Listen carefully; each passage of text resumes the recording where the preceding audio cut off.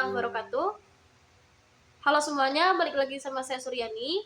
Jadi pada video pembelajaran kali ini saya akan membahas tentang program C++ lagi. Cuman program yang akan kita bahas kali ini adalah program untuk memeriksa bilangan yang habis dibagi dengan 25 dan tidak habis dibagi 25, tapi di sini inputannya berupa string. Jadi maksud string di sini itu adalah tipe datanya. Karena kalau tipe data untuk angka itu kan integer. Kalau string ini dia berupa tipe data yang tidak bisa dioperasi. Jadi berarti kalau kita masukin inputan yang berupa string, berarti kita tuh nggak melakukan pembagian. Kalau misalnya kalau dia integer kita langsung, kalau inputan mod 25 itu sama dengan 0 berarti habis bagi 25, kalau enggak ya enggak gitu kan. Kalau yang ini karena inputannya berupa string, jadi kita akan mengecek atau memeriksa setiap digitnya seperti itu. Jadi langsung saja kita jelasin dulu pseudocode-nya, kemudian program, nanti saya jelaskan flowchart-nya. Kalau masih ingat di video-video saya sebelumnya, pseudocode itu adalah campuran bahasa Pascal dan juga bahasa C++. Jadi pseudocode ini berguna untuk memudahkan programmer untuk membuat program. Jadi biar logika pemrogramannya jalan, kita menggunakan pseudocode dulu, baru nanti kita aplikasikan pada program C++. Seperti itu. Nah, kita jelas pseudocode-nya dulu. Pertama, kita deklarasikan variabel. Kita butuh variabel apa aja nih? Bian N50. Ini adalah inputannya nanti. Jadi, N kenapa kita kasih array 50? Karena kan kalau string kan dia tuh per digit. Jadi, kalau string kan kalimat, kalau char itu per huruf. Jadi, per karakter gitu kan.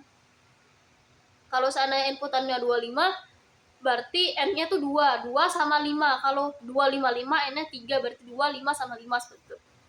Kemudian A, B, C, dan D kita masukin boolean tipe datanya. Jadi di sini nanti kalau ujungnya 5 berarti dia itu bisa atau enggak, kalau ujungnya 0 dia tuh bisa atau enggak. Dan kan dia tuh punya syarat-syarat seperti itu kan, kalau pembagian habis dibagi 25 atau habis dibagi 5, habis dibagi 10 seperti itu. Dan X dan Y tipe datanya integer. Jadi kita langsung saja mulai begin, kemudian read N, kita input N, di mana N ini akan diperiksa nanti ini habis dibagi 25 atau enggak. Kemudian X ini diisi dari panjangnya digit N.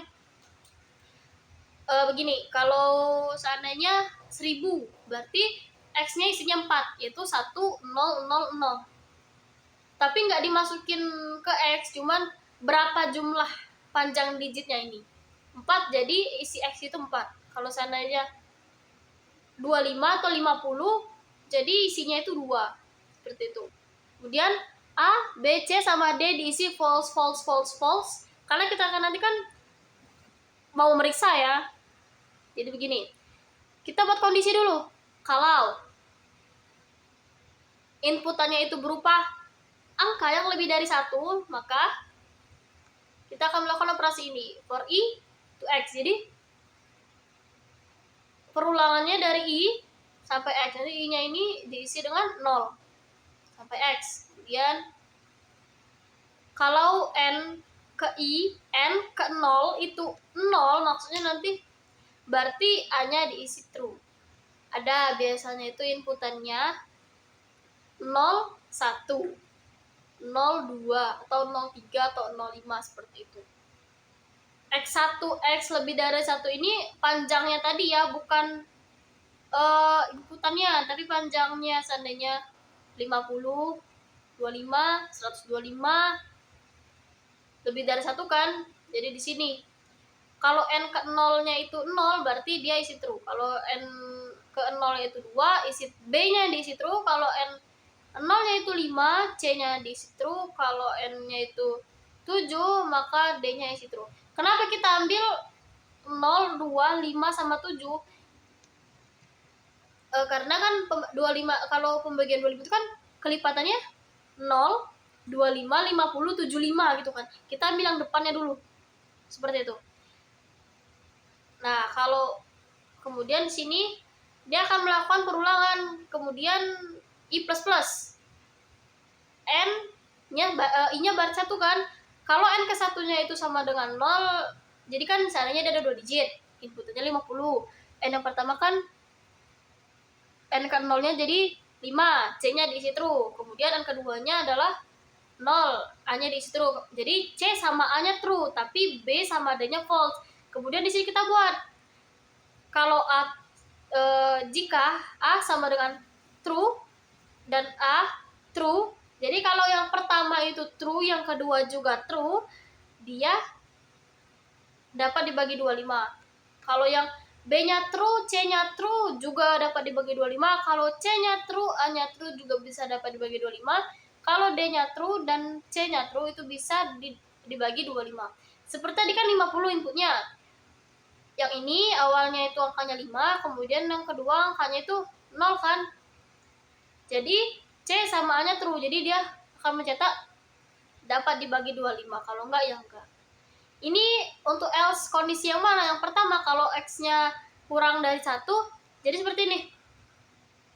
X-nya kurang dari 1 tuh 5, 0. Misalnya inputannya 10 bisa dibagi 25, enggak kan? Jadi langsung di sini. Kalau N-nya 0-nya 0, berarti dapat dibagi 25. Kalau enggak ya udah langsung cetak, enggak bisa dibagi 25. Seperti itu. Untuk programnya sama penjelasannya, tapi akan saya jelaskan lebih banyak sedikit. Include IOStream, header kita gunakan, tapi kita menggunakan header tambahan yaitu header string.h. Ya, karena kita menggunakan sebuah kode yang ada di dalam header tersebut. Kode apa? Itu kode strlen. Strlen ini untuk membaca panjang digit string atau panjang digit chart seperti itu.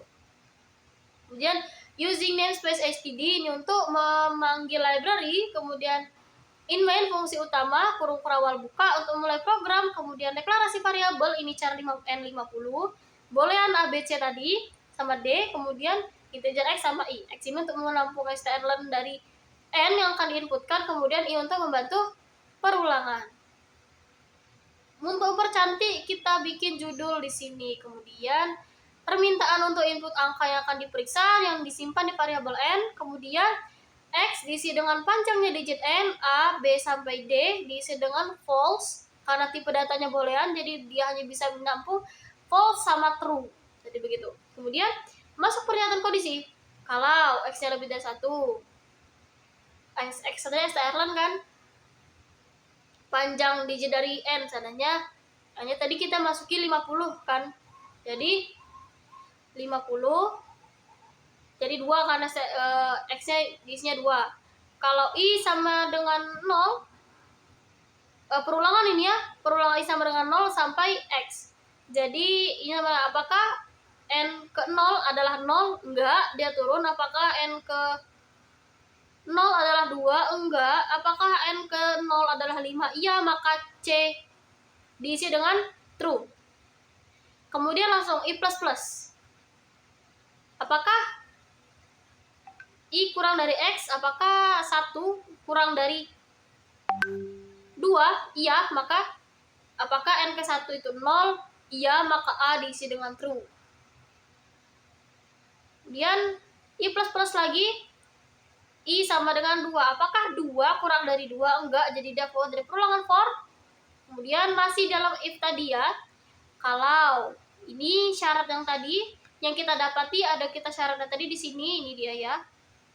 C true sama A true, jadi dia cetak dapat dibagi 25, kalau enggak bisa dibagi 25. Kemudian else yang tadi kalau N0-nya 0 dapat dibagi 25, kalau enggak ya udah enggak bisa dibagi 25. Oke, begitu. Kemudian untuk flowchart-nya, wah agak ribet ya. Seperti ini. Kita perbesar biar tulisannya jelas. Ini. Pertama mulai program dengan start, bentuknya adalah oval seperti yang telah saya jelaskan pada video-video sebelumnya. Kemudian masuk ke input n yang akan diperiksa, kemudian A sampai D diisi dengan false.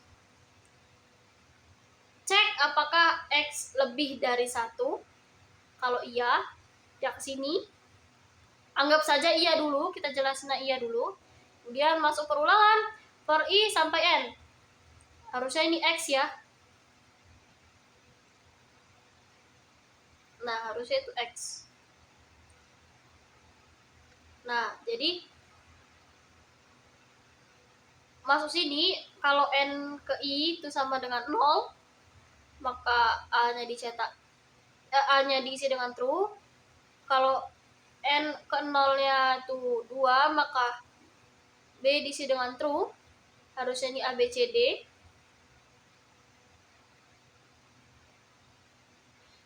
Kalau N ke 0-nya adalah 5, C-nya diisi dengan true. Kalau N ke 0-nya adalah 7, D-nya diisi dengan true, seperti itu.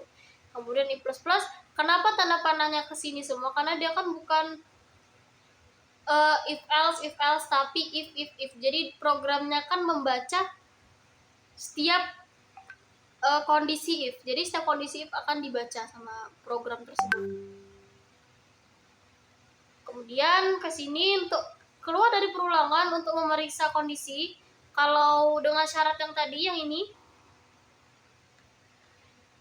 kalau iya bisa dibagi dapat dibagi 25, kalau tidak ya tidak dapat dibagi 25.